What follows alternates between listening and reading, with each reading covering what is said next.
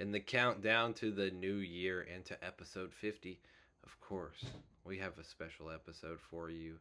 We have special ones all the way up into 50. Not that every one of them isn't special.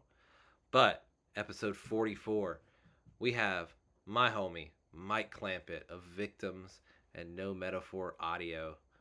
Great friend of mine.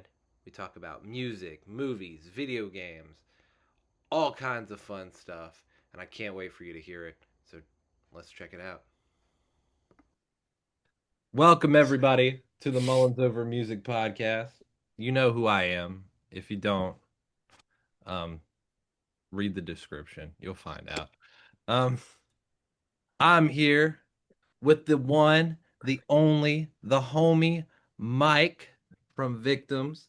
But he's not just the guitar player for Victims. He is a powerhouse of producing, writing, recording. If he had a list of things he does on a daily basis, it would be long and might include some food because let's be honest, all musicians are just foodies. I found that out. You aren't wrong. Damn, what an awesome intro. I'm pumped on that. How you doing, my friend? Yeah, I'm pretty good, man. I'm good. Thank you for having me here. Of I've course. been saying I'm really stoked to do this. We've been planning this for a while. We planted the seeds a couple months ago. I know. And then like right as soon as you told me about that, I was like, cool, let's definitely do this in like 2 months when we can make it happen. To be fair, you were still on tour when we just first discussed this. Yeah. Yeah, we were. That was I think like That was right in like the middle-ish towards October? sort of the end, October. Yeah, that was like Yeah. yeah, we were like halfway through our like 2.5 month like stint of like tour. So Well, because just you about, guys yeah. you guys toured practically the whole month. Or I mean Oh the yeah. whole year. Both yes to that. But like, yeah, this year was probably some of the busiest we probably were like touring. So really, really cool. I'm tired. Hey, that's what December is for, to relax. I know And then exactly. grind all the other stuff you don't do while you're on tour. Exactly. It just stops in one sense and keeps going.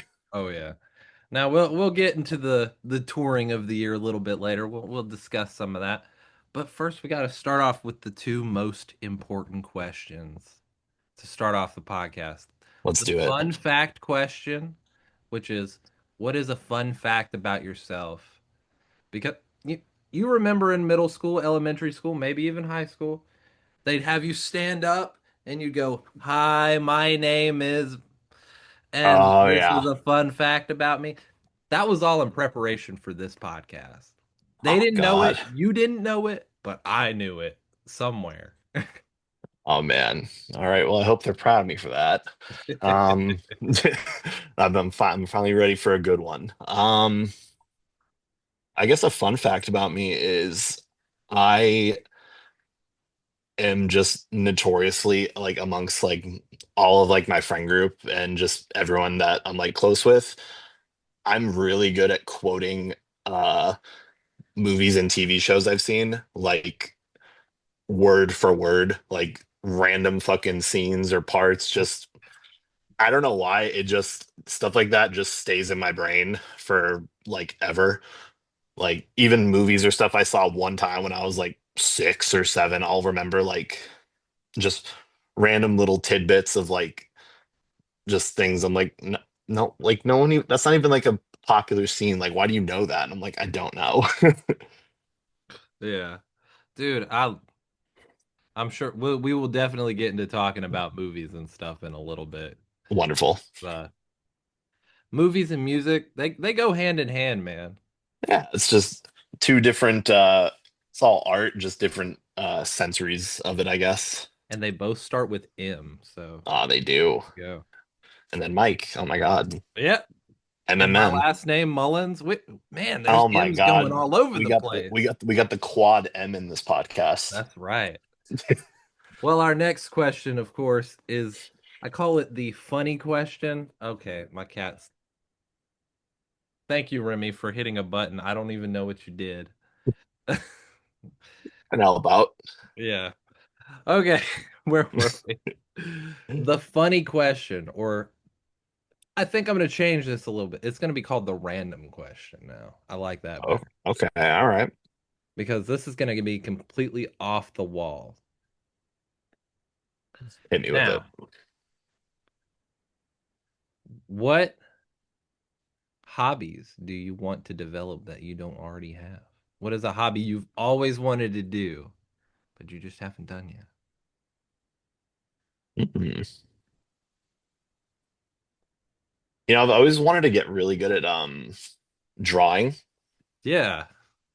Like that was something I remember as a kid, I tried doing it for like a little bit. Like I got like okay for a minute at like tracing stuff that was already drawn, and Yeah. I was like, dude, this is so sick. And then I and then I would do and then I remember I would go to try and actually, recreate it like myself, like freehand. I'd be like, oh fuck, I can't even draw hands. Like Hands, I was like, hands are the hardest part, man. dude, I cannot do it. Now I like you ever notice in like most like cartoons or like, animated shows or like that, most characters have like four fingers on their hands. Yep. I feel like that has to be just because most people are like, I'm not drawing five fucking fingers.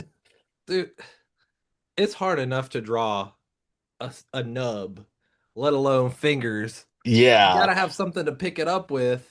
I mean, we're Yeah, not Lego people, so we don't have the. exactly. But like that and like once I got into like trying to, do like minute details like noses, I was like, oh, this ain't for me. But it's something I've always wanted to like actually like sit down at some point and be like, all right, maybe I can give this like another go as like, an adult. But Yeah, I would say that. I like that. That's a good answer. I was always okay at drawing when I was young. Excuse me. My lunch wanted to say hello. Hello. Where where was I was okay at drawing elementary, middle school. And then I think some of that drawing ended up the talent for that or the skill ended up going down as my music skill continually progressed. Right. It's kind of like all your skill points are going into one, into one thing, and it's like, oh Exactly. shit. It's Yeah. like the Fallout skills. You have the special mine went down over here and up over here. Yeah, exactly. Got to respect those points. Yeah. It's like, all right, I guess I'm doing a dex build on this run. That's right. Well, let's get into some fun music questions. All right. Of course, I like to start it off with your superhero music origin story. I like to call it superhero because you are a superhero in your music journey. Well, I love You're, that. you're the Thank you. main character energy of this story. So Oh, we have to know. Go back as far as you can. Heck, I mean, I've had people talk about being in the womb. It was a little strange, but I I'll like to take it. I like to dog him about it because it's funny. But Yeah.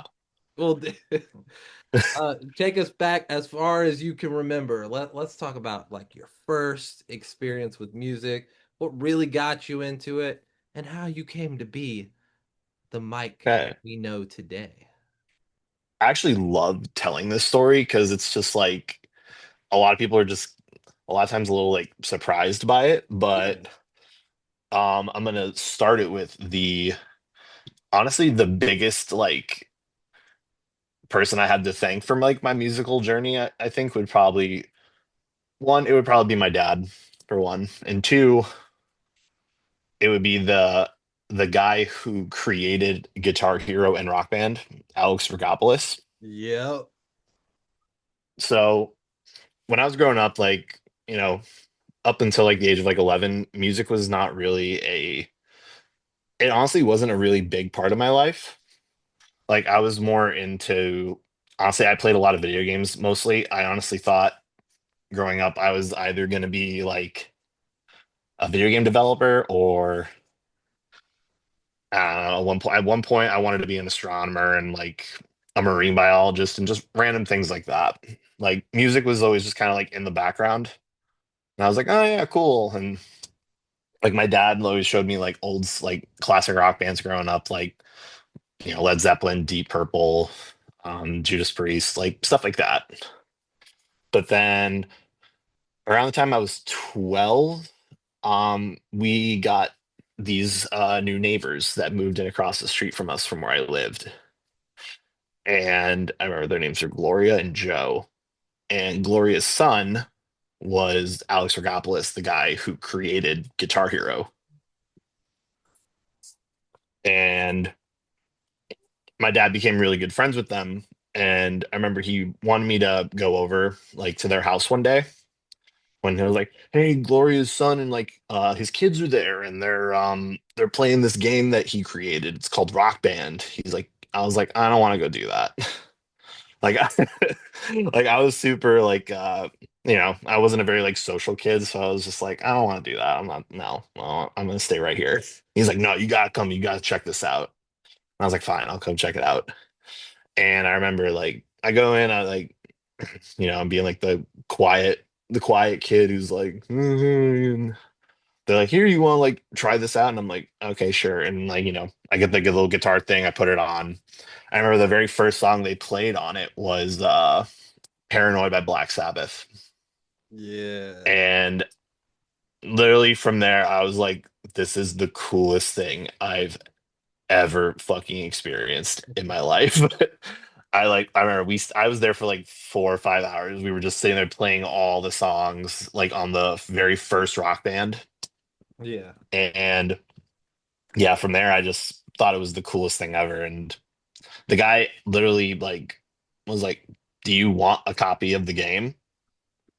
Oh, And I so was he literally like 2 weeks later he gave my dad to like give me for like it was like right around Christmas time. So like he gave it to be like, here's a copy of Rock Band. And he like I remember I had the original Rock Band guitar. I had him like sign it and everything.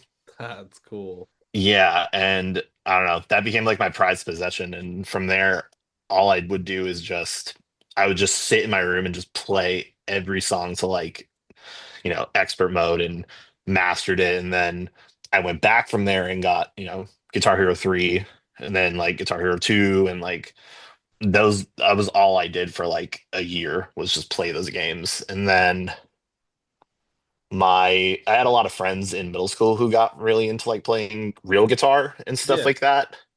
And I was just like, well, I'm really good at Guitar Hero and stuff, so I could do this. And then from there, I remember my grandma bought me my very first real guitar. Like shortly after that, it was those like dinky, like 3/4 the size, like Yep. electric guitars. They're like this big. Like I remember she got it out of like a Hallmark catalog. It was a Harmony. Like Okay. you'll never find that brand anywhere. Like yeah, it's just this little ding. I remember I was playing through like a little 5-watt combo amp for the longest time, and yeah, it just became my obsession after that. Like as soon as like that world opened for me, I was like, I'm not doing anything else. Yeah. I dig it. So yeah, that's my origin story. That's for my Marvel movie. I like it. This is good Iron Man 1 material. Right. Where so let's bring in our Samuel L. Jackson. Well, what brings you into the victim's fold? What how does this come about? So with Victims, it's funny. I was actually a fan of the band before I even knew them. Like I remember like listening to like Volume 1 in like 2014 and being like, "Oh shit, this is sick. This is so cool." I was like, and then, from there I was playing in like a lot of local bands for a couple years like here in Florida, and I ended up joining this band called Weeping Wound for a little bit. And one of our first tours we ever did was with Victims. It was just us and them, and we did like a whole Midwest East Coast run. That's awesome. Yeah, that was in like 2018. Yeah, it was so awesome. It was so much fun. All the shows were terrible. Like, like That'd that be was so fun. it was during like the time where we're all like trying to like earn our stripes and come up where where we were playing people's houses and there was like three people there, or Yeah. I remember playing venues and we were like, oh shit, two paid tonight, this is sick. And after that tour, like I ended up just becoming really like close with John and Meredith, like specifically, and I ended up having to leave Weeping Moon just because at the time I just couldn't focus on the band. Yeah. And a little bit of time goes by, and they ask me if I wanted to fill in for them on bass, and I was like, yeah, let's do it. Like now the stars have aligned, and I have like I think I can make it work. And then I ended up filling in for them for a handful of tours on and off for a couple years, and then 2021 rolls around, right around the time lockdown starts lifting and shows start coming back slowly. Yeah. And they were like, "Do you want to like? We need a guitarist. Like, do you want to just come on and like like do this?" And I was like, "Absolutely, yeah, of course. Like, why wouldn't like no brainer." Yeah, of Yeah, course. it's like I love you guys. I love the music. We're already like homies in the fact that we've toured together. So there's like that connection I feel is already there, which Yeah. honestly is super important if you're gonna join a band, knowing it's like, all right, can we function together on the road? Yeah. And from there, it's the last 4 years, it's been my my main thing. Yeah, Of course. I like it. This is bringing together for the Avengers film. exactly. See, what I need to do is get everybody else on, and then we can do like a combined episode. Yeah. Yeah. And That then would be that's sick. that's the Infinity War episode. Exactly. And then somebody has to die. No, I'm just Yep. kidding. I will fall on that sword. Okay, let's move on. Of course, we have to talk about your influences. So, why don't you give me five of your top influences? They can be Top musical or influences. non-musical too. I find that there are non-musical influences too. Okay. So, all right, I'm just gonna go right off the dome with these. So, first and foremost, I'll just like as far as like favorite band and is like my biggest influence, like music wise, my favorite band of all time is Paramore. And like that would probably be as far as like songwriting and like just like conveying emotion. That's like my biggest like influence. Yeah. And then after that, I'd probably say Trivium. Okay. I, Yeah, I definitely can hear that in your guitar tone. really Yeah. awesome. Yeah, no, Trivium has been my like as far as like metal bands go, that has been my like obsession since I was like 14. And yeah, I love everything they've done. I love all those guys. They're fucking awesome. Uh, and Do you like then the new EP? I do. I think it's really good. I think it's different, but it's different in a good way. I will admit I did not like it the first time I listened to it, but I listened to it consecutively and it grew on me. It definitely grows on you. Which honestly, I feel like with a lot of the couple of their albums, they kind of have that effect Yeah. where because they change their sound not drastically like record to record, but enough to where sometimes it can make you go, what did I just listen to? Yeah. It's Yeah, like like I remember, oh, after you, my friend. oh, sorry. I remember the first time I heard Vengeance Falls. Yeah. Yeah, like I'll be on the first time I heard that, I was like, I don't like this. I was like, I don't like this at all. But then like giving it a few more like listens and like over time I'm like, oh, this is actually kind of sick. I like this. Yeah. I was gonna say the exact same thing. Really? Yeah. Yeah, it's like I feel like it's one of those like when a lot of bands do like that specific style change, it's like the Black Album effect, Yeah. Yeah. like from Metallica, where it's like, some they'll like kind of adopt like going a little more like focusing more on like the songs itself and like not being as like shreddy or Yeah. like showing off like, oh, look how good we are. But it's like listening to the song, you're like, no, where's the riffs? I need the riffs. That- But People do love a good riff salad sometimes. exactly, hey, yeah, who doesn't love salad I with know. riffs? Exactly. Yeah.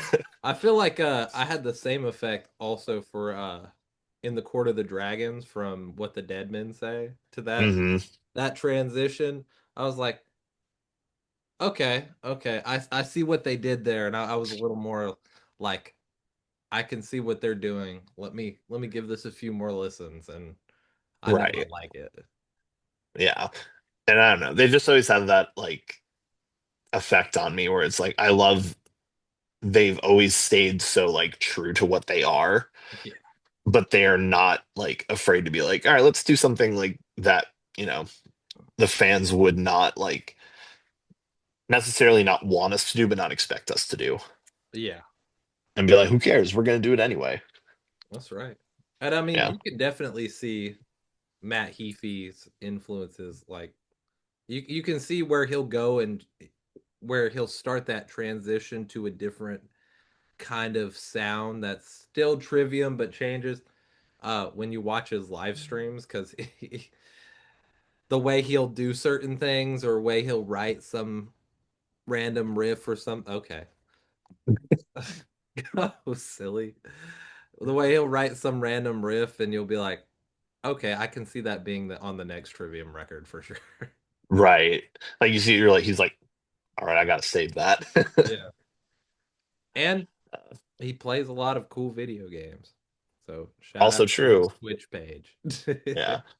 Which that actually is a good segue into my next influence as far as like because I mentioned I was a really big like video game player like Yeah. as a kid. Like I would say now I still am. I definitely don't play as much as I would like to.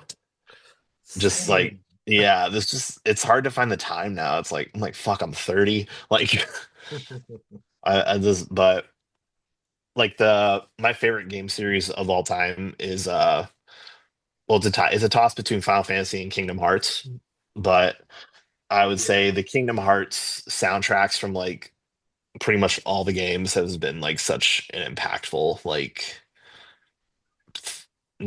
source of like inspiration on me like just throughout my whole life. Oh yeah. I'm But waiting on Kingdom Hearts 4, man. It's gotta be soon, dude, right? It's gotta be I soon. I was I was watching like for those of you who don't know, when we were shooting this, the Game Awards were last night. Yeah, they were. And dude, I was sitting there like they're gonna say something about Kingdom Hearts 4. They're gonna say something, and then they didn't. And I was like, all right, I'm just gonna apply the clown makeup and Oh be yeah. like, it'll be next year. Oh yeah. For sure. That they will have something in the new year. I can feel it. It's gotta be like I think like what they announced the game like with that teaser trailer in like 2022. Yeah. So it's like, all right, if it's not next year, I'm just gonna be like, all right, the game ended with three. Yeah. I'll just keep it at that, I guess. Which 3 is controversial, but I really enjoyed it. I really liked it. I really did. I think a lot of problems that people had with it was the fact we waited so long for it that expectations were so high. It's like, you know, it's at that point it's like it can't be what you build it up in your head to be. Yeah. But I really liked it. I had a lot of fun like playing that game. I went back and played it again like recently. Like I don't know. That's like my yearly ritual is like I'll take time out of my like, to sit down and like play through most of the Kingdom Hearts games again. Yeah. Like that's like my comfort like area. It's like I don't know. But yeah, I really liked 3. It definitely has its problems, but I'll take it for what it is. Its problem is Frozen. That's the problem. I that is the big that is the worst world they've ever put into any game. And then Absolutely horrible. Winnie the Pooh was so disappointing. I wanted a bigger adventure with Winnie the Pooh, not just the four mini games. I'm not That's gonna lie, I was not stoked on that. I was like at that I was like I'm sick of the bear. I was like I'm sick of I don't want to see the bear anymore. Like the bear like Winnie the Pooh and Frozen. I was like these two are just like not doing it for me. they censored Winnie the Pooh in I think it was China. In China. Yeah. Yeah. He's just Because a white glow. yeah. It's like yeah, because it was like some like Chinese like college students like posted a meme showing that like their president looked like Winnie the Pooh, so he banned any likeness or imagery of him anywhere in China.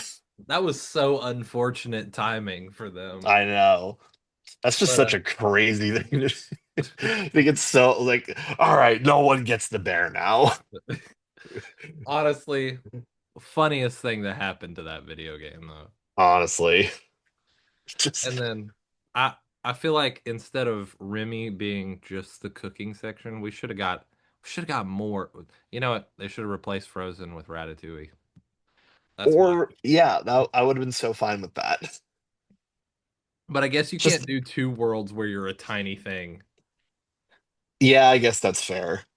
But it's just that the funniest thing in that game to me was like the whole the big let it go moment in like the Yeah. Frozen movie or whatever. You have to sit there and watch that whole sequence play out and listen to the whole song and the whole thing, and it's not even interactive. You just got to sit there and you're like, all right, I guess I'm watching Frozen now with fucking Donald Duck in the background. Yep. You know what I did during that? I sang along to it just to make the time go faster. I was like, Yeah. let it go, let it go. I was being as Uh, obnoxious as possible. all right. I love Not gonna how lie, that for that that, song is kind of sick. yeah, Like away from like take away from what it is, and like overall that song as a whole, I'm like, this is really like well written. it's Adina Menzel. What can you say? That is true. She is a great singer. It's just unfortunate she had to be a part of that. No, I'm just kidding. Yeah. Yeah. And the one thing about we'll move on from Kingdom Hearts right after this. Yeah. This is welcome back to the Kingdom Hearts podcast. I would totally do one. Dude, if I, you ever do, sign me up. I could sit and talk about that for probably way longer than we have today. yeah. But I'm thinking Frozen and Entangled. You have Sora, Donald, and Goofy, and they're there, but they're not really there, if that makes like they were just Yeah. inserted in the background and they don't do anything substantial to the plot like they do in No. every other world in almost every other game. Yeah, because like the whole like basis of it is putting them into it and like making it its own like story to an extent, where it's like, Yeah. yeah, you're in Toy Story, but it's not following like Toy Story 1, 2, or whatever. Yeah. But with those, you're literally just watching the movies. Yeah, if I wanted to watch the movie, I'd put it up. And I like Tangled. It's a good movie. I've actually never seen it outside of that game. Really. Yeah, You won't there's no changes, so it's okay. yeah, I know. That's literally what I took from. I was like, all right, I seen it. There's two extra songs. That's what you get out of it. You can look that up Oh on boy. Spotify. I'm sure it'll show up in my release radar or something at some point. I'm sure. Yeah, or something like that. Well, let's move on a little bit. Let's talk about music. Let's talk about the recording process. How does All one right. come about with your style from concept to fully realized song? So it's a little different depending on a couple things. Like a lot of it is vibe, just like if I'm like sitting here writing by like myself, or if I'm writing with like Meredith or John or both of them in the room. Yeah. Like a lot of times if I'm writing by myself, I write a little maybe not the most like conventional way. I write like most people like especially with like guitar work and stuff like that, people will write guitar stuff first. A lot of times I write drums first. Interesting. Like I'll just open up like Modern and Massive or something and then just start making like random like beats to like I'll find a BPM I think is cool. And then whatever I found like, okay, cool. This sounds like this could be like a breakdown. And then we'll put this could be like the verse, this could be the like the main riff, and then I'll start kind of like pasting everything in like little sections on like the DAW where I think like, okay, this could be a cool like structure to like try out. Because it's like I'm like, okay, there's no rules. Like, Yeah. and then from there, I won't even go to guitar next. I'll try and find like noises. Yeah. Like I write very like loops and like little random glitches and stuff like that are a really big thing that kind of like inspires me to get like a song out. Like I love Splice, for example. Like I think Life that is is pretty such a great. Splice is such a I don't know, it's such a useful thing and the fact it's it's open source where people are just putting their fucking samples or random things they make up there for you to take and turn into random things that suit your song or whatever. Yeah. Like a lot of stuff on the a lot of the new material that we've been writing, a lot of the songs literally started from just like a 2 second like splice sample I found. Like just dropping it in, being like, okay, that's cool. Let's build off that or and then just go from there. What was the sample for 28 that was the starter for that? Do you For remember? 28, um, that one I'm not entirely sure. That song, the main like bulk of it, like the instrumental, was written by our previous bass player, Evan Gillen. Okay. Yeah. That one I gotta give to him. He wrote pretty much that whole song. Like he wrote that whole song like instrumentally, like and he nailed it. And after he left the band just because he just couldn't focus on touring and stuff Yeah. like that. But like, we still love him and like he still, assists with like the writing process on a couple things here and there. And with that song, we already had it. So we're like, yeah, why not use it? Yeah. If like, and he was like, yeah, let's do it.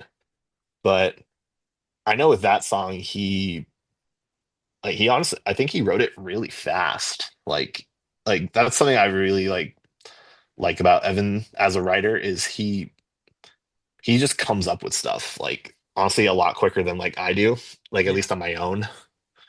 And I think that's a really cool thing to have is like as a writer is going really off of instinct Yeah. and putting stuff like that together because especially with a song like 28 because that song is very like it's very linear except for Yeah. like maybe like two parts in it, but it doesn't like at least when I listen to it, it doesn't feel linear. Like it feels like wow, this feels like a whole like this is a song. Yeah. No, I Like get what and you're it's like saying. yeah, but yeah, that song in particular, I can't really say too much on how he did it because like I said, like we all live in different places, so Yeah. it's so very rare we get to sit down and do stuff together. Yeah. On the new release, a couple of the songs were actually we did get a chance to like sit down, like at least the three of us, me, John, and Mare, Yeah. and flesh out the bulk of the song, like being in the same room, which actually honestly turned out really cool. Like I think some of the new stuff might be some of my like favorite stuff we've ever done. Okay. Well, I'm definitely excited to hear that. We'll talk about what you can talk about in terms of new material in a little bit. Oh yeah. But continuing on after you take your samples, what's the next step? For me, the next step is then, laying out just I'll literally just sit here, grab a guitar and just noodle over I'll loop like a section like Yeah. with drums. Probably no kicks just because the kicks are bound to change like based on whatever the riff is. Yeah, of course. It's particularly just because for us at least we're very rhythm based. So it's Yeah. like a lot of times our kicks match with the guitar, the metalcore way, I guess you Yep, could the call it. metalcore way. But yeah, typically there I'll just like I'll sit there, I'll noodle until something sticks. So I'm like, okay, that's cool.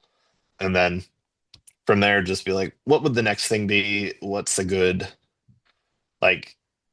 Because I'm all about like tension and like Yeah. release as like a concept where, all right, we just did something really big and really like hard hitting.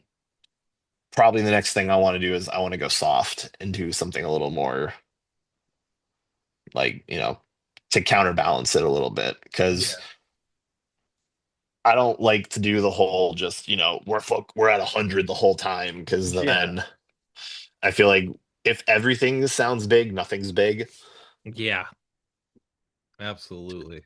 Yeah. So from there, I'll just kind of try to find little like leaving room for like, all right, we're gonna leave like a little spot here for this would be cool to do like a one liner, or this would be cool for like a drum fill, and then we go into maybe like something a little slower now that we just did like a big breakdown, or oh, this part's like bass and drums. Now it's time to bring in like the riff Yeah. or something like that. Yeah. It always just varies, but like a lot of times for like us, like I'll say, like it's weird writing with like my band or writing myself for my band. Yeah. It feels like a completely like different science as compared to like when I'm like producing a band Yeah. or writing with somebody and writing like for them or I would say on behalf of like their Yeah. project. It's such a different feeling thing where honestly it feels a little easier. Yeah. Maybe it's just because it's like, it's not your thing. You're not Yeah. married to the project. Yeah. There's no bias Of course. where it's like, okay, cool, yeah, no, that's not sick. This is sick, or no, let's not do like, yeah, no, that's not cool. Let's not do that, or like, I don't know. It feels like there's more freedom to be like, all right, let's do this crazy thing like that. Let's throw a break beat in here and make it like hyper pop or something on like Yeah. a metalcore Yeah. song, or let's add like trap elements to like this thing and like we can do like rapping with screaming over it or just random things that like I definitely think about when I'm writing even my stuff, but Yeah. I'm always like there's always that little part in your head that like makes you go, no, no, I don't want to do that. I gotta do maybe we gotta do this, or it's hard to find the stopping point and being like, yeah, this is I like it and that's all that matters. And that's the yeah. Hey, I get it. I get it. And I like that. Well, speaking of writing and recording, let's get down to some gritty details. What Let's do DAW it. we using? What Oh, are we what gear are we running here? we are Reaper gang 100% in this Okay. household. Rocking the Reaper. I Yeah. respect I that. I love Reaper. I've been using it for like 12 years now. And you're not still evaluating. I am not still evaluating. Yeah, we are fully licensed here. I know some people who use it for like 6 straight years, and they're like, I'm still evaluating. I'm like, you're not evaluating at this point. You're a liar. Yeah, you're a lot. Yeah, no, I mean, I won't lie. I did that for a really long time Oh where yeah, me too. I was like, yeah, I'm not sure yet. Like, You got to make sure. You got to be 1,000% sure. exactly. It's like if I'm gonna commit, I'm gonna commit. Like, Yeah. You don't want to commit and be like, oh, you know what? I kind of like this one better. exactly. It's like, sorry, but can I get a refund? I know. No, no, I'm just kidding. What But what gear you got around you? Let me hear 'em. uh right, like honestly, I keep it pretty simple. Like I don't have a ton of like outboard gear. Like right now I'm running an Apollo, and then I have like a 1073 clone from Warm Audio for like vocal pre, just to give it a little extra like oomph. Yeah. Uh but other than that, it's like that's uh that's pretty much all I got for his gear. And then, I'm just using HS8s and I record through an SM7B. Like, Heck yeah. yeah, nothing too crazy. Like, I definitely want to dive deeper into the realm of like outboard gear and stuff at Yeah. some point, but for now, it's kind of like it's worked for me for I don't know the last like 4 or 5 years.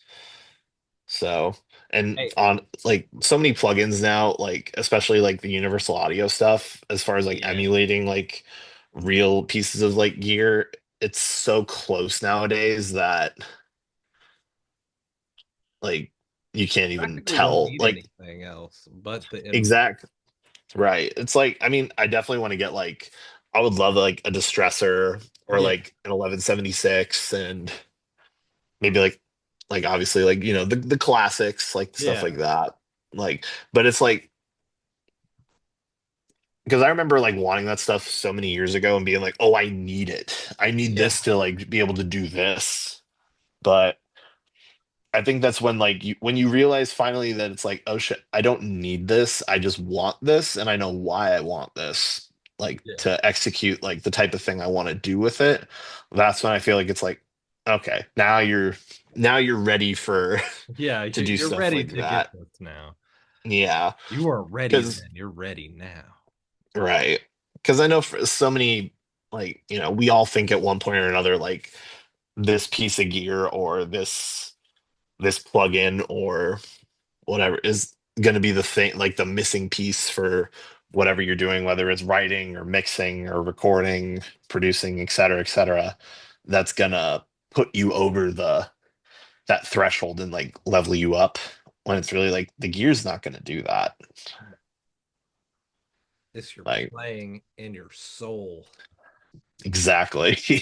Like it's very true. It's like you're gonna be what like gets you to that next level by like just constantly doing it. And honestly, it's like for a little bit, like it's funny, my buddy Todd says this a lot where it's like he does music videos and stuff for a Yeah. living. Like he shot a ton of bands. Like his whole philosophy is he's like when you're starting out, it's like you gotta suck for a little bit.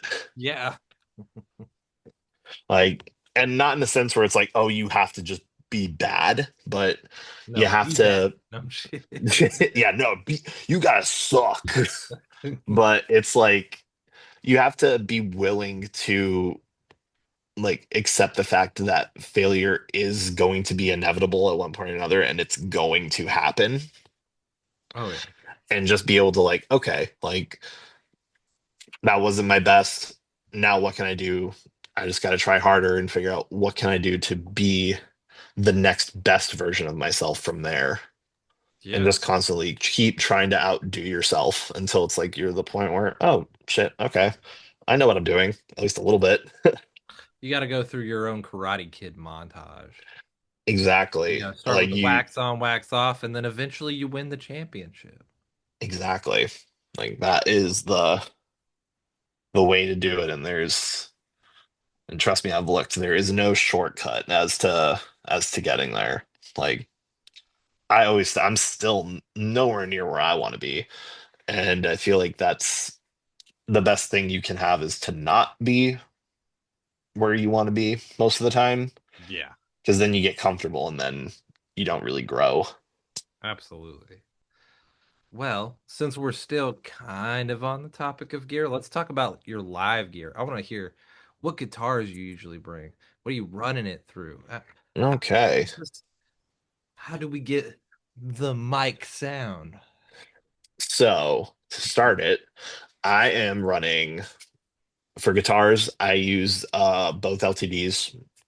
I bring my main one is usually the Stephen Carpenter signature, Yeah, like the Telly body baritone scale.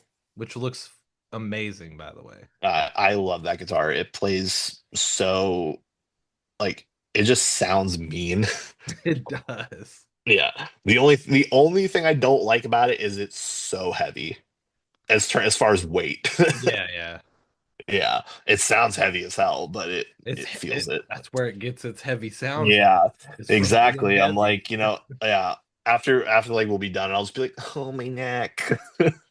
But small price to pay. Oh yeah, Yeah. especially because you and Dave you go around spinning with the heavy guitar. No wonder your neck hurts. Yeah, we become the tornado boys. That's right. It's Which funny, is we sick. a lot of people always ask us if like when we do like the spins at the same time, they're like, "Do you guys like choreograph that?" And I'm like, No. to start it, like really, no, we didn't. Like we never planned like, all right, I'm gonna do this at this point.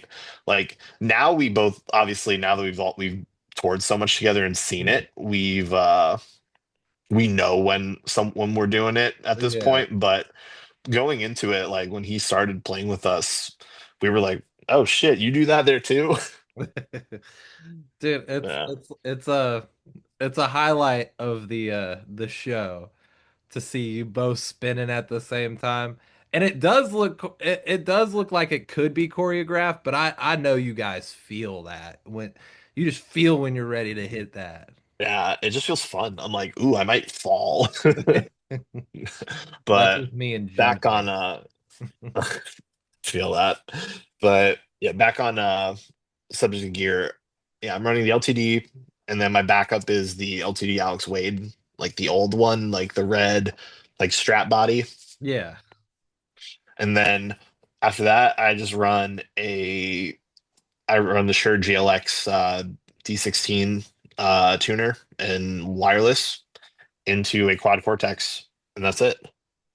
And I run straight to front of house. We don't use cabs live anymore. We're just like, I've never seen you guys that's with cabs, so we ran them up until 2024, I think. Yeah. Our last tour we used cabs was with Paleface, Enterprise Earth, and Crown Magnetar in 2023. okay.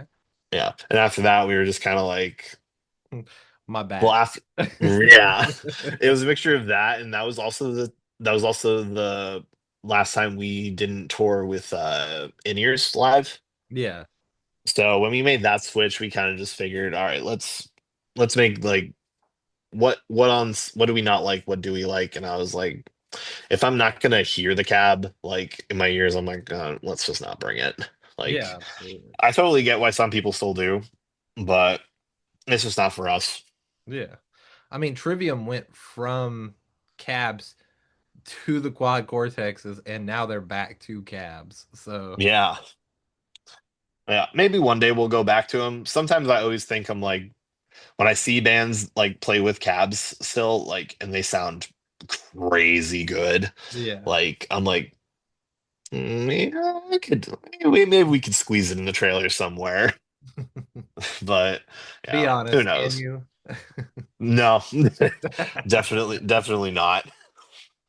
But yeah, as far as live gear, that's pretty much all I run. I run the Gojira head as my main like amp tone Yeah. with a couple tweaks here and there. And then Yeah, One of their a best a plugins. transpose meter, and then noise gate, overdrive pedal, and that's it. And then my IR is a Mesa 4x12.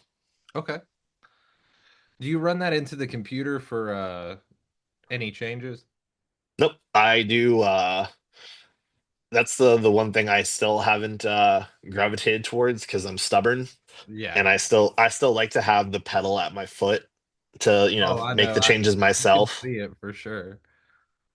Yeah, I don't know. That's like the I don't know. I feel like it's almost like the old head in me. That's like, Yeah. no, I don't want the MIDI changes. I want the option to possibly fuck up and hit the wrong, which I've done so many times. I'll hit the lo-fi patch for when I'm Yeah. trying to change to like like the rhythm channel, or I'll leave my tuner on and we'll be into the set like into the song a little bit, and like I'm not like you can't hear me play at all. But That's it's what like makes it a unique like characteristic of the show is you still have a human element to it. and that's yeah, exactly, and that's what like that's the part of it I want to keep because obviously like it sounds awesome and it sounds super tight and clean when you like run everything on like MIDI patch changes, and like no shade at all to anyone who does that. I think it's sick, and it like it works for a reason. Yeah. But for me, I don't know. I just like having that little extra like human bit to it where it's like, oh shit, the crowd's gonna get maybe a little something different that no one else is gonna get on any of the other nights where it's like hit the lead channel on that riff sounded crazy with like delay and reverb on it. Yeah. But Well, because it's for me, it's like I'm very like easygoing, I guess, on as far as like performance, where it's like if there's a little fuck up or something, as long as it's not, detrimental to like making the song or the mm, show objectively worse, then I'm like, yeah, it's fine. yeah, of course. Yeah, just because Well, it's like, at the end of the day, we're playing riffs and playing breakdowns and we're just all trying to have fun. that's It's right. like I'm not gonna lose that or like, get visibly like distraught on stage and like kind of kill the vibe just Yeah. because it's like, oh, I hit the fucking lo-fi button. Yeah, That makes it sound unique. So it's right. it's got a good vibe to it either way. Now, before we move off gear, let's talk about your in-ear mix because I'm always interested to hear what people like for their inner mix. I haven't asked this in a long time, but I love this question. What how do you have your in-ear mix set? So for me, I have on one side I have panned all the way to the right. I have me, Okay. and then the other side I have like a reference guitar, which is Okay. the the other guitar that's also going out of front of house where it's me and the track guitar. Yeah, yeah. And then I have a lot of vocals, Okay. a very little bit of bass, almost like the only time I hear it is when it's like by itself. Yeah, yeah. Um, I have tracks, a lot of click, and then I don't have any real drums in my mix at all. Oh, Yeah. okay. So I have a set of like reference drums in my Yeah. ear just because sometimes like we all play a little differently live. Yeah, of course. And so for me, it's like I'd rather just have for drums. It's like I know Meredith's doing perfectly fine live, Oh, and yeah. it's like I know I'm like she's good, but just in the sense of like I want to stay on top of the song no matter what. It's like something happens, or Yeah. someone else's ears go out, like if hers do, which it's happened before where she's had to kind of like fall off a little bit to like plug herself back in or whatever, Yeah. but it doesn't throw me off where it's like, okay, cool, I'm still hearing where we're at in the song. Yeah. That makes total sense. Yeah. So that's my intermix. We're gonna have to get the others in your mix and see how much they differ. Oh man, I know for a fact Meredith is crazy. Like Is it strange? it's not strange. It's just like it's something that I wouldn't be able to do. Like Yeah, for her, I think it's just tracks and click interesting. and nothing else. Like she shut like she does basically what we do in like an extreme sense where she like just shuts like the world away and is able to just Yeah. focus on what she's doing. Okay, I like that. But yeah, I'm not sure what Davian and John have. Well, we'll have to grill them about it. That'll be for the Infinity War episode. Exactly. Yeah. It's always interesting. There's this one guy who's a drummer friend of mine. His in-ear mix was the original track, like the recorded track you Like hear on this Spotify. like the song. Yeah, and that's it. I That's literally it. I'm like, I that's I crazy. I've heard of people doing that before. Like a buddy of mine who plays guitar in another band, he does the same thing where it's just the song and I think a little bit of click where it's like That's always wild to me. it's it's weird, but it's like I guess I get it where it's like you just don't want to, you don't want to fall off and, possibly mess up by Yeah. by an outside like source like kind of affecting you. Yeah. It does make it feel a little bit like you're just playing in your bedroom probably Yeah. by not hearing Like they any didn't even like have their actual own live things drums in it. happening. That's a little crazy because yeah, I know at least like on Meredith's like we were just saying like she has like she can hear herself. Yeah. He would listen to the drums in front of him, and that's how he, which Interesting. yeah, it was interesting. And I always like to bring that one up because it's just such a an odd one amongst in-ear mixes. Because I like when I have my in-ear mix, I like myself up high because I'm deaf in my left ear. So I have to Right. make sure it's high enough for me to at least hear myself and a click track, which I don't know about you, but my click track is always the most obnoxious noise possible. Like So it's beep, beep, beep, beep. And I'm like, that's perfect. I for the love it. longest time, all of us were using I think it was like the first like two or three tours we did with in-ears, we were using a cowbell sample. That's perfect. I Yeah. love it. I know Mare still uses it, but we all switched over to just, like a Yeah. but yeah, no, this thing was like I'll send it to you if you want Yeah, at some please point. do. This thing is so just the most like that SNL skit where it's like I Yeah. got a fever and the only prescription is more cowbell. And that It's was a like good impression. That yeah, was good. yeah. It's the part of those quotes that it's like why do I remember that? Oh yeah, for sure. Yeah. I'm like I could have yeah, I'm like I could have cured the world of so many things if I didn't have all this space taken up in my brain by like Yeah. American Dad quotes. Dude, I have so many quotes from movies and TV shows that fill up my brain. I can't remember lyrics for the life of me. I'll write lyrics. Really. I'll do vocals and I'm like, yeah, I'm gonna have to read that shit like 20 times a day because I won't remember it all. I can remember, random quotes from movies.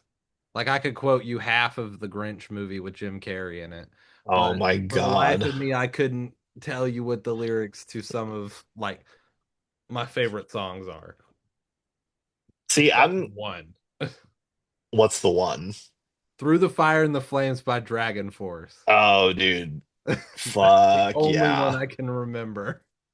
That is, that's for a lot, dude. Dragon Force was one of my like first like obsession bands.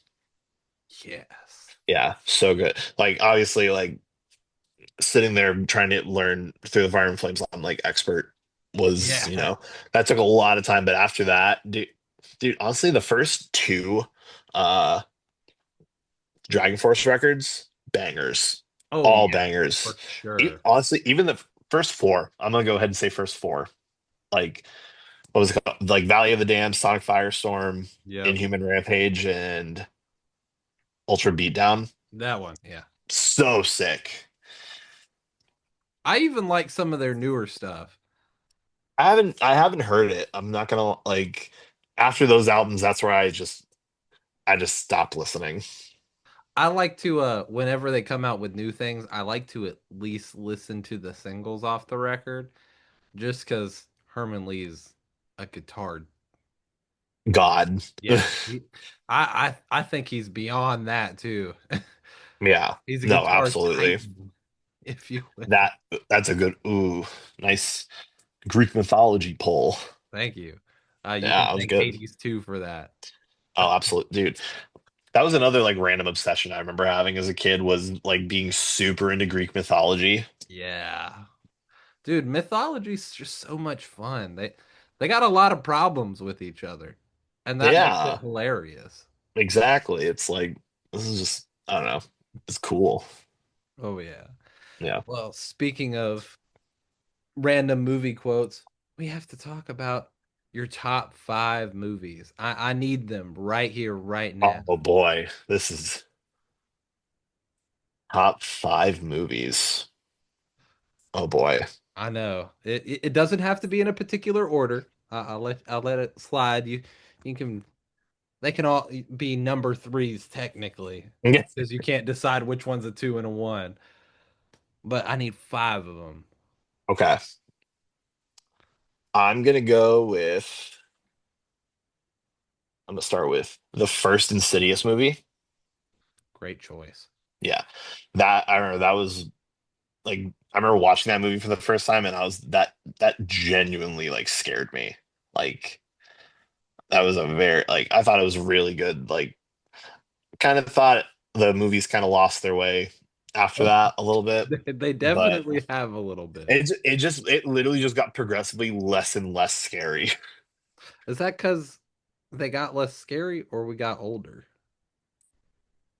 I don't want to say older because even now there's some movies that have come out that I've been like, oh, what the fuck is this? Like, The new Exorcist film that came out, Exorcist Believer.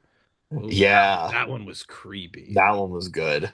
Or even like the Evil Dead Rise. Yeah, Yeah, that one got a little silly at the end, but what Evil Dead movie doesn't? yeah. The Black Phone 2, I saw that in theaters when it came out. Ooh, I didn't go and see that one yet, but I heard it was really good. It's really ridiculous. Really? Um, Slight spoiler, he spins the girl like a Beyblade. Oh God. Like ripcord, pull, and she goes Oh, holy like a shit. literal Beyblade, and it is the funniest thing in that entire film. And any sense of like dread or horror immediately went out the window for me. I was like, this is good, not because it's a horror film anymore. It's because it's a new Beyblade sequel. Yeah, that is so sick. And how they Uh, performed it, I have no clue, but it was really cool. Interesting. Yeah, I'm gonna have to watch that now. I think it's on Paramount Plus or Peacock. Okay, cool. I think I have both, so that works. Well, if you don't let me know, I'll share my info with you. Of Appreciate it. course. Um, I'm gonna go with number four and say, man, I don't want it to all be horror movies, but I really like Horror movies are Hereditary. just too great. Hereditary is great. That is a Yeah, good I one.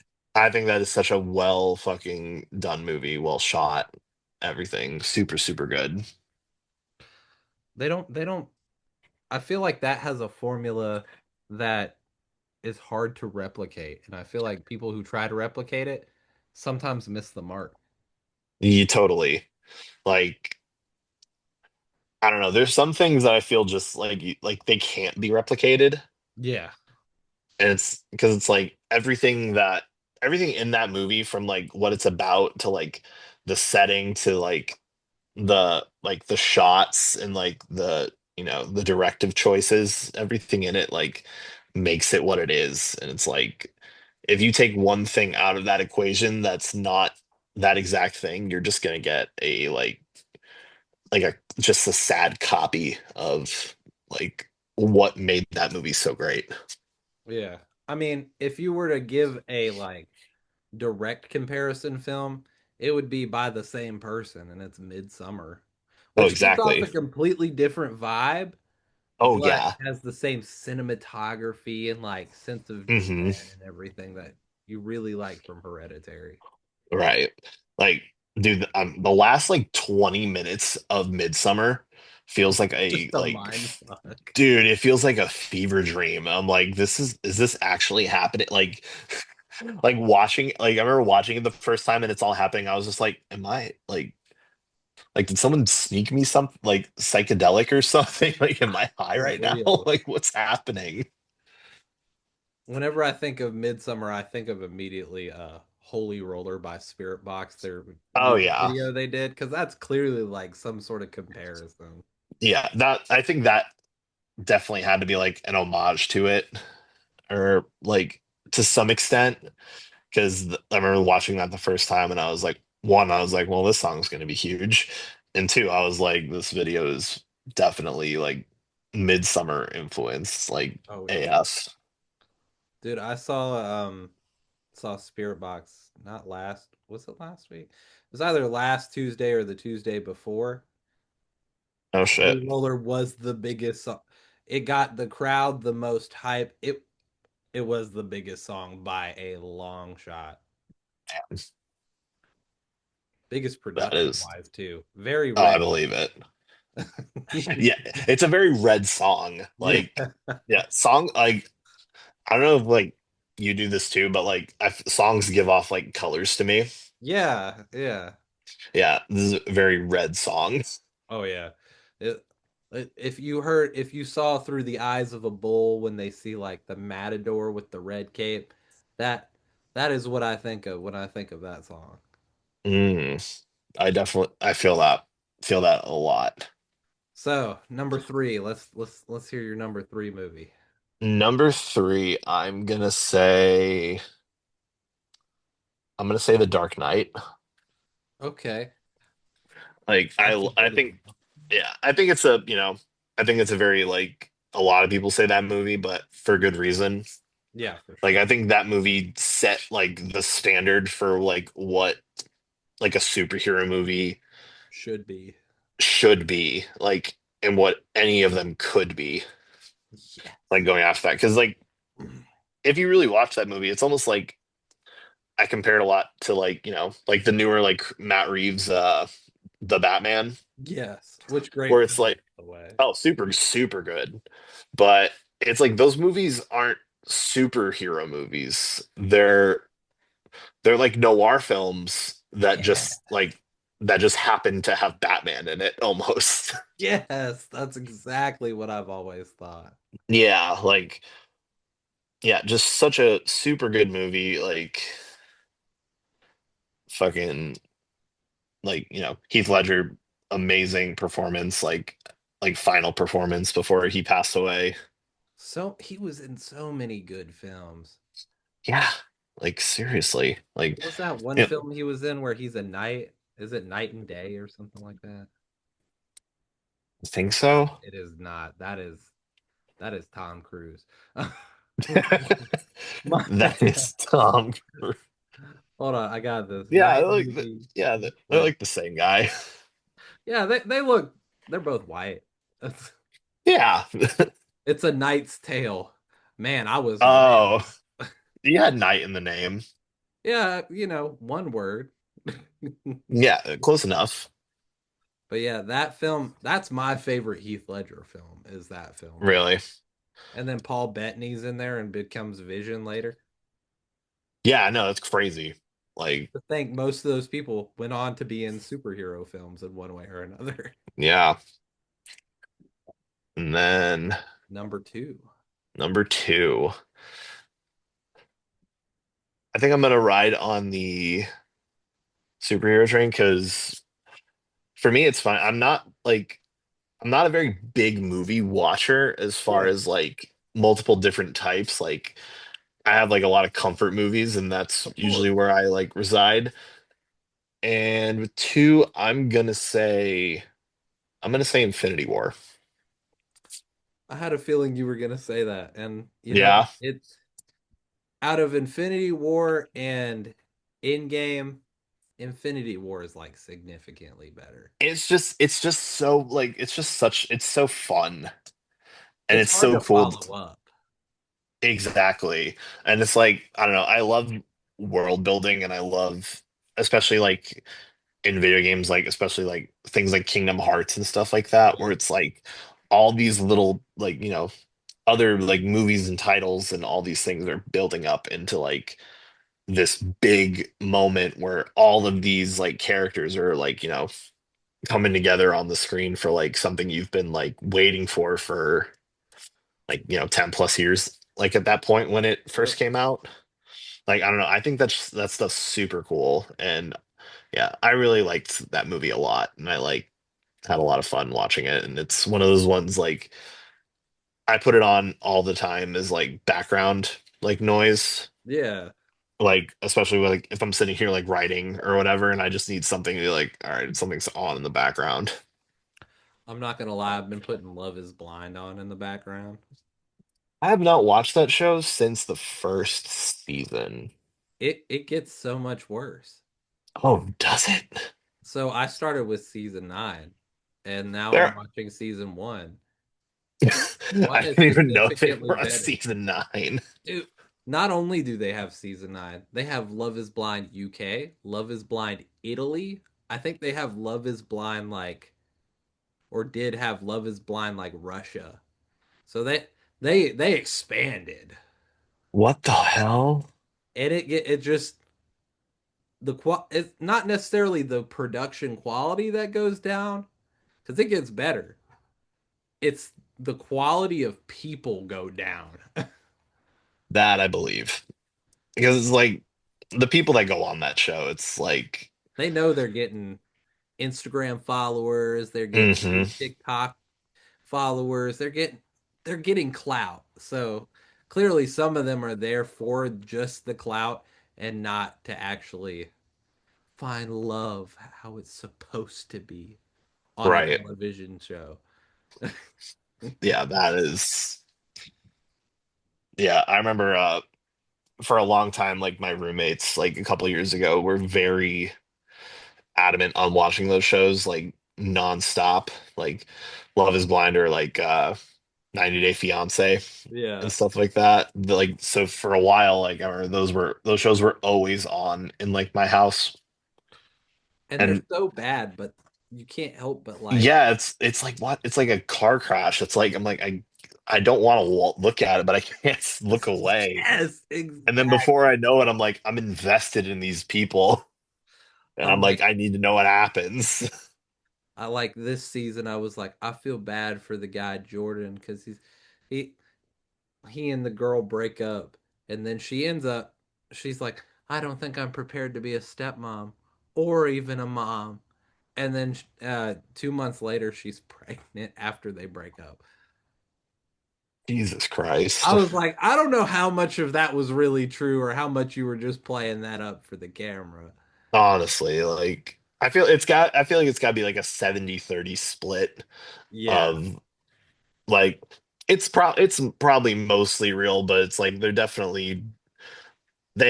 doing whatever they can to like steer stuff in a certain direction. steer stuff toward that Instagram money and get that Exactly. 5 cents The Yeah, they're like, come on, we need you do something where it's like we need to reel the post. exactly. Where it's like, can you believe she said that?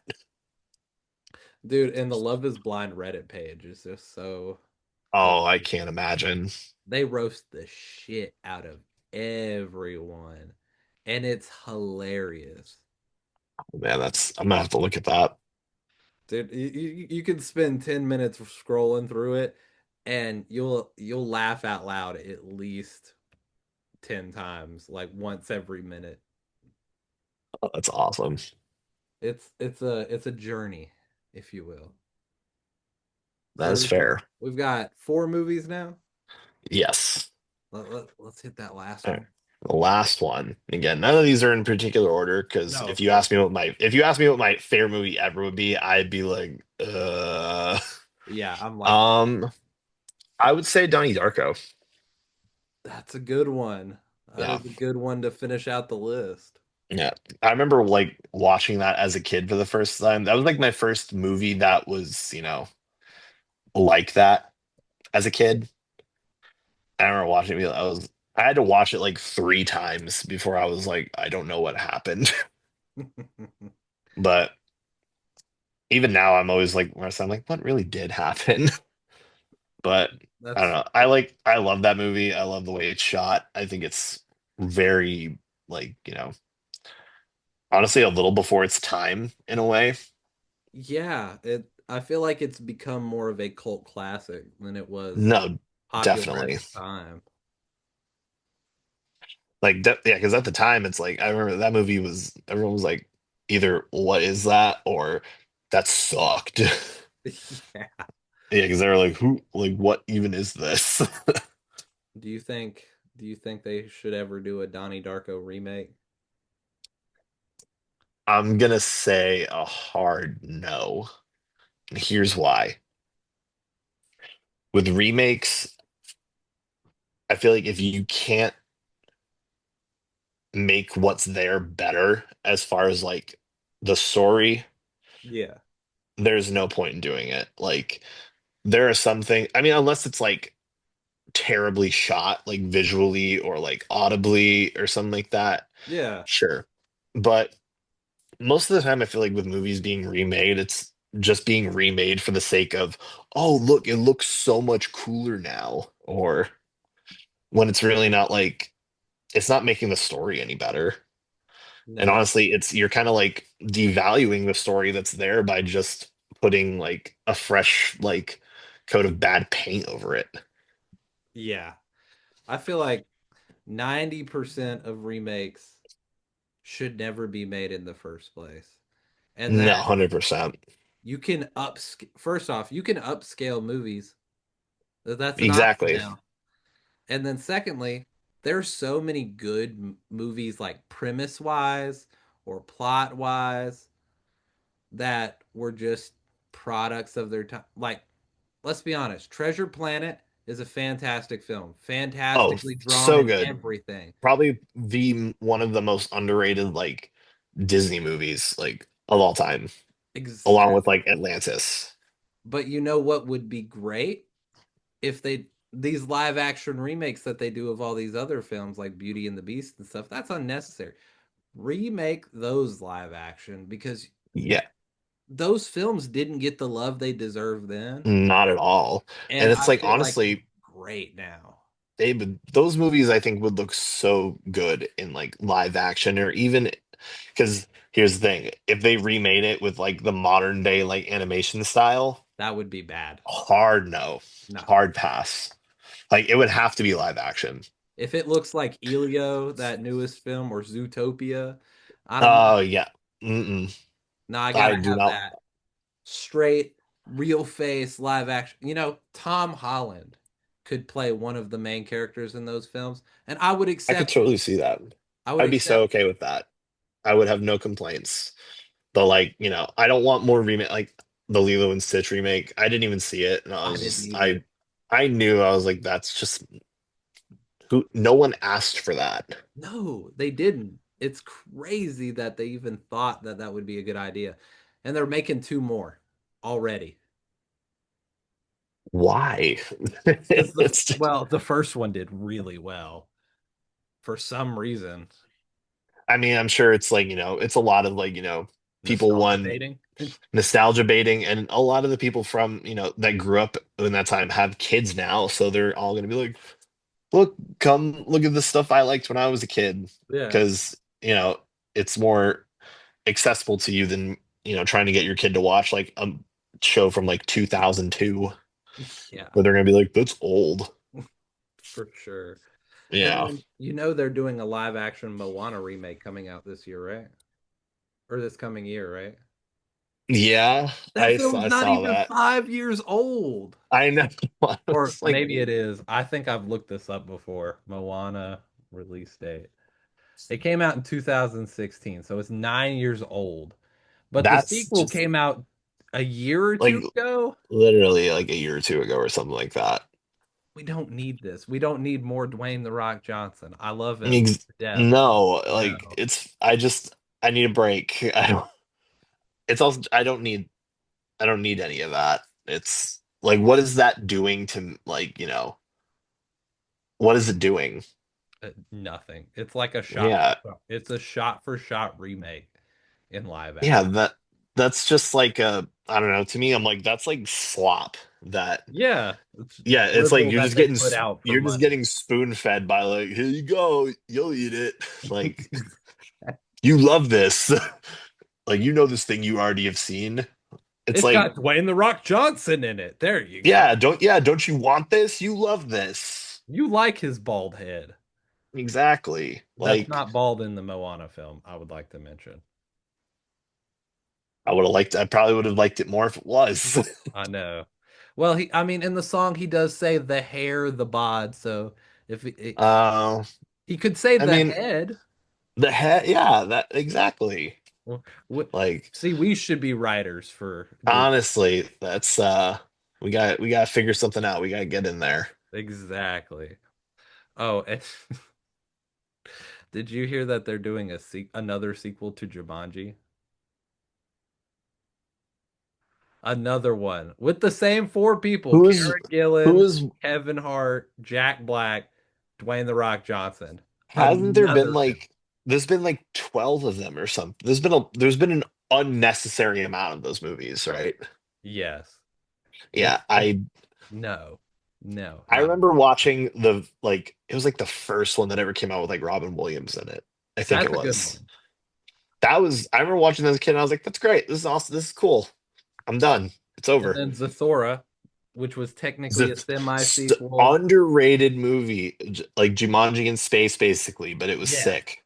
Yeah, such super good movie. Heart-wrenching even.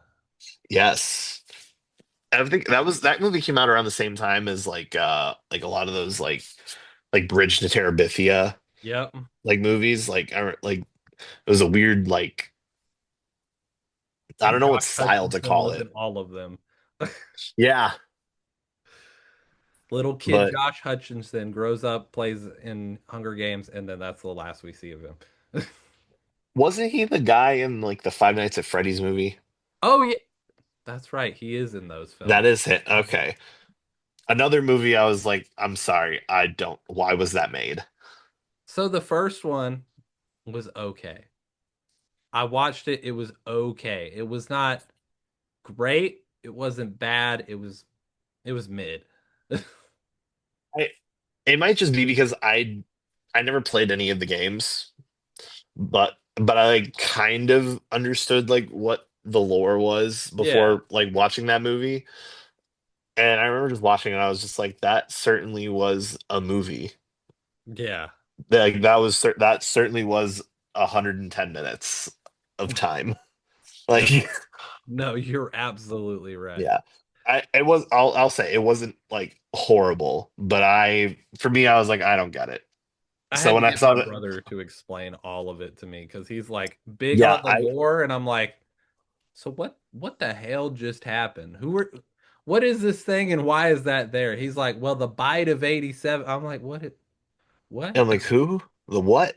Jimmy, I'm like, so the kids are in the ghosts are in the Fred in the Fazbear thing or whatever. I think that's it. If you I ask don't me, I could make up a compelling story, but it would be completely wrong. no, close enough. But Yeah, I saw that and I was like, that's it's fine. I don't want to watch it again. But then when I saw they're making a sequel, I'm like, ah, all right. Supposedly, this They're one did well enough to warrant a third. yeah, I'm like, I knew it. I was like, they're gonna make like 10 of these. Oh yeah. I mean, with how many games they've made and I'm sure are continuing to make, Yeah, it'll never die like some of these some of these franchises that just don't ever die. exactly. Like when it's like I feel like it's like once you go past a certain point with like your like your media or your show or your movie or your what have you, it's like I'm like, are you even telling a story at this point? Or it's like, You're telling something, it just may not be a story. yeah, I'm like, it's like I don't know, it almost like devalues it like the more that you put out that's just unnecessary. Yeah, It's like why is there like 12 Fast and the Furious movies? dude, for real. I mean, I stopped watching after the first one.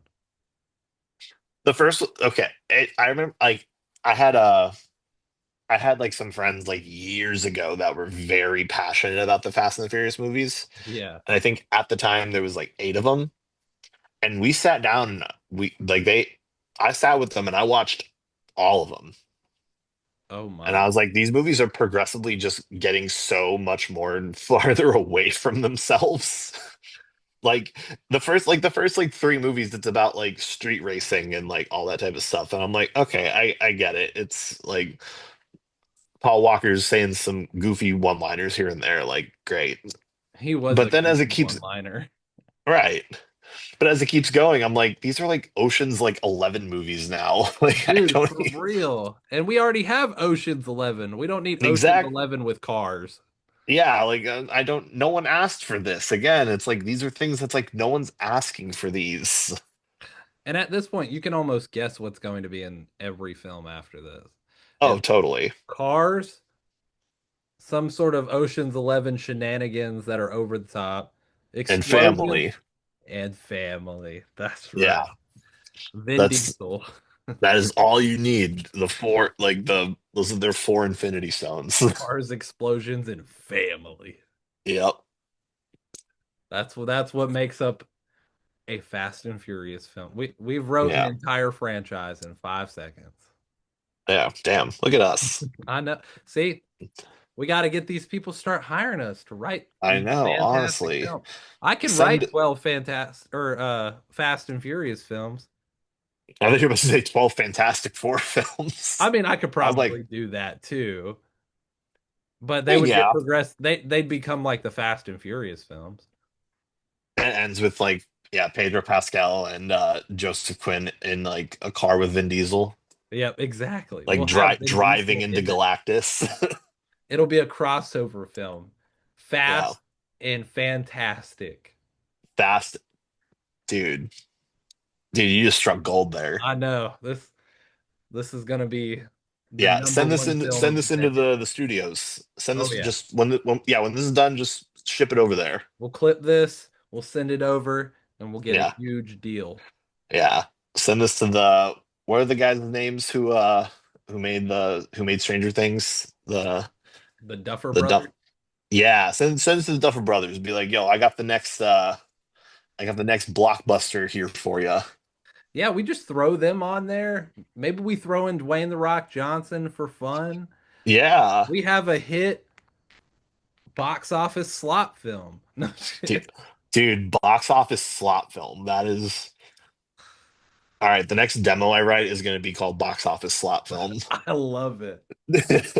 Yeah. When it's done, I'll send it to you. Okay, please And do. I'll be like, this couldn't have been done without you. Well, let's move back into some music questions to wrap this Yeah, up. yeah, yeah. Don't you love how music devolves into other things? It's just I beautiful. know.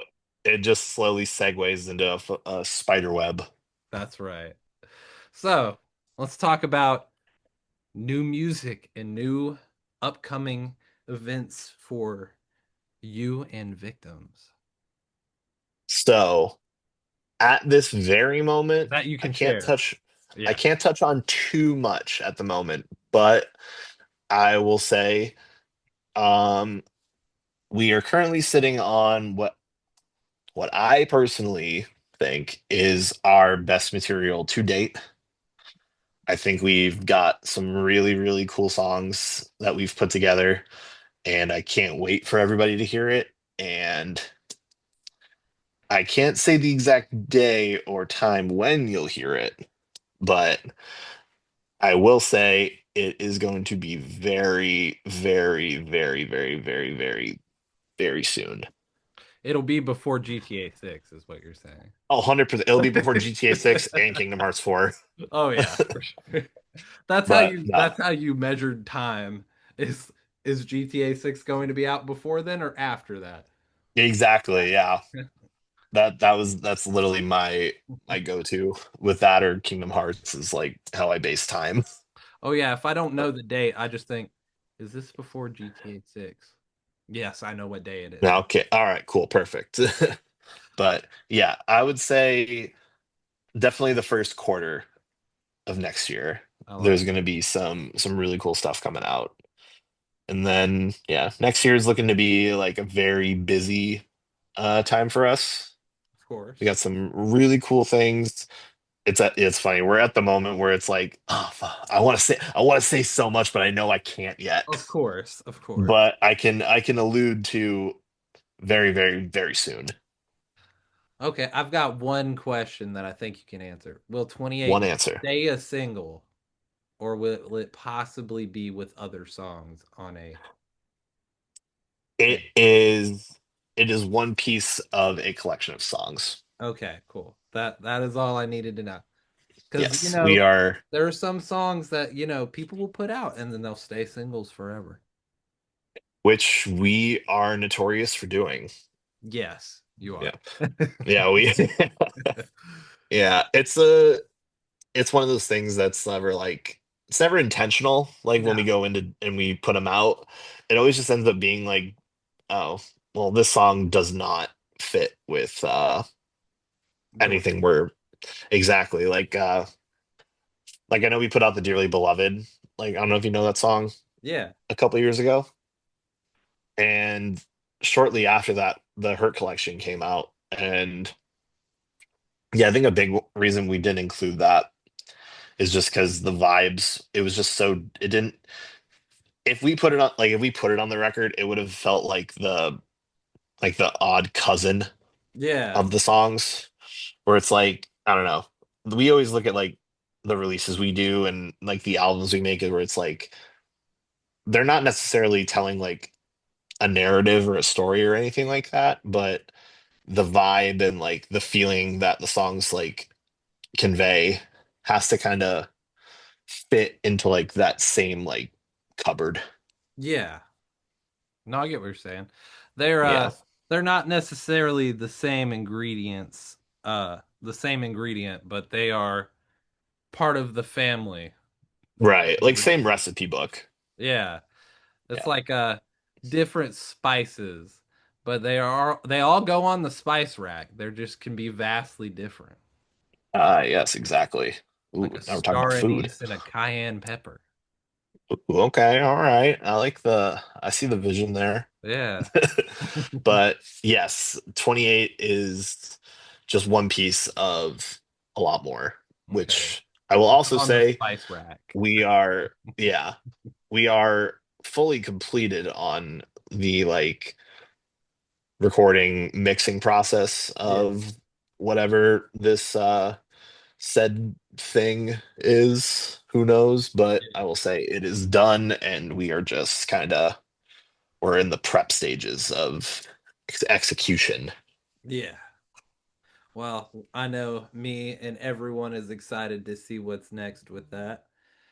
Of course, we have to ask any shows or festival appearances or any events that Um, you can share with the people. I can say at the very least we are going to be doing a very special one-off show in the new year. Okay. Can't say the exact date just yet, No. but we are. going to be doing like something we've always wanted to do, like Yeah. as far as like making the show like a really cool experience for, the people that, you know, care about our music and like what we do, and we kind of want to give back to them in a way, Yeah. like for that. But it's going to be really sick, and I'm really excited about some of the stuff we're doing for it. Um, and it will be definitely in the early bit of the new year, which I think we're going to be announcing very soon. Cool. Well, I can't wait to hear about Yeah. it. And then we have another tour, a new tour we'll be doing in the spring that is yet to be announced. So keep an eye out for that as well. It's probably one that people are going to look at and do like probably a bit of like a double take. Okay. Be Yeah. very, it's a little shocking, little like, oh, okay, all right. But we're really stoked for it. It's with some really cool bands, and it's going to be a really cool time. That's awesome. Well, we have reached the end, so it's time for our plugs and shout outs. Plug yourself, Plugs, plug the band, plug, plug plugs, and everything, shout. All and just right, shout out plug. who you want. All right. Check out Victims. We got some new, like I said, we got new stuff coming pretty soon. Uh, if you're a band and you wanna, need some production help or recording, hit me up. I love working with every genre, every, all walks of music. I love all that stuff. So hit me up. No X metaphor, no dot metaphor, blah blah blah. Uh, shout out. I'm gonna shout out some bands I love, my homies. Shout out In Gloom, shout out Coma Waves, shout out Weeping Wound, Parallel Motion, Not Yeah. Enough Space, Yep. all the homies, Love the Stay homies. Lost, Gas FL. All these bands are good. Oh Go yeah. and listen to them. I had Tristan on here earlier this year. Oh, really? Yeah. Oh, Well, I love Tristan. I met Corey from Face Yourself. Then I came out to the show that you all did. And then I met Davey and Tristan. And then Davey still hasn't done his podcast episode yet. So get on it, Davey. And Yeah, then through come on. Davey, I met you guys. And then that's how we got here. All right. Now that's the Avengers episode we need. Yeah.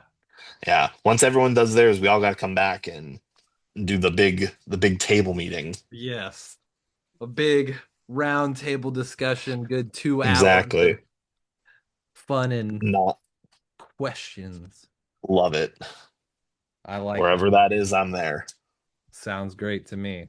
Well, we only have one more question, and that is what is the outro song from your discography that you would like to have for the outro of this episode? Oh boy. I'm gonna go with Ghost Pains. I like it. Yeah, I love that song. That's a good choice. Well, thank you so much, my friend, for coming on and hanging out and chatting with me. Dude, absolutely. Thank you for having me. This was And I fun. can't wait to have you back on again. Anytime, just say the word. Sounds good. Bye, everybody.